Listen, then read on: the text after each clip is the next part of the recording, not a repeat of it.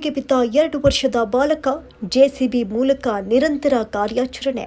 ಹೌದು, ವಿಜಯಪುರ ಜಿಲ್ಲೆ ಇಂಡಿ ತಾಲೂಕಿನ ಲಚ್ಚಾಣ ಗ್ರಾಮದ ಜಮೀನಿನಲ್ಲಿ ಪಾಳು ಬಿದ್ದ ಕೊಳವೆ ಬಾವಿಗೆ ಬುಧವಾರ ಸಂಜೆ ಬಾಲಕನೊಬ್ಬ ಬಿದ್ದಿದ್ದು ಜೀವನ್ಮರಣದ ನಡುವೆ ಹೋರಾಡುತ್ತಿದ್ದಾನೆ.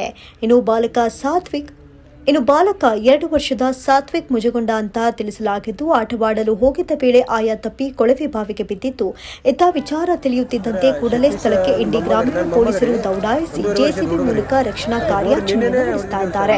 ಇನ್ನು ಸ್ಥಳದಲ್ಲಿ ನೂರಾರು ಜನ ಸೇರಿದ್ದು ಕುಟುಂಬದವರ ಆಕ್ರಂದನ ಮುಗಿದಿದೆ.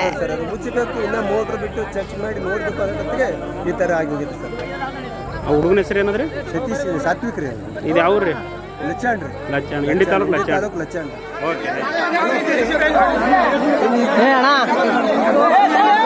ಹೊರಗೆ ಬರ್ರಿ, ನೀವು ಭಾಳ ಮಂದಿ ನಿಂಡ್ರ ಬಿಡ್ರಿ.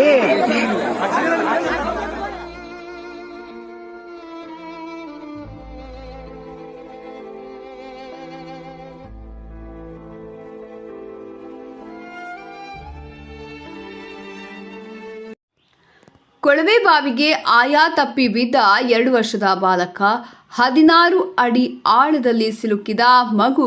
ಕೊಳವೆ ಬಾವಿಯಲ್ಲಿ ಮಗುವಿಗೆ ಆಕ್ಸಿಜನ್ ಪೂರೈಕೆ ಸತತ 5 ಗಂಟೆಯಿಂದ ನಡೆಸುತ್ತಿರುವ ಕಾರ್ಯಾಚರಣೆ. ವಿಜಯಪುರ ಜಿಲ್ಲೆಯ ಇಂಡಿ ತಾಲೂಕು ಲಚ್ಚನ್ ಗ್ರಾಮದಲ್ಲಿ ಘಟನೆ ನಡೆದಿದೆ.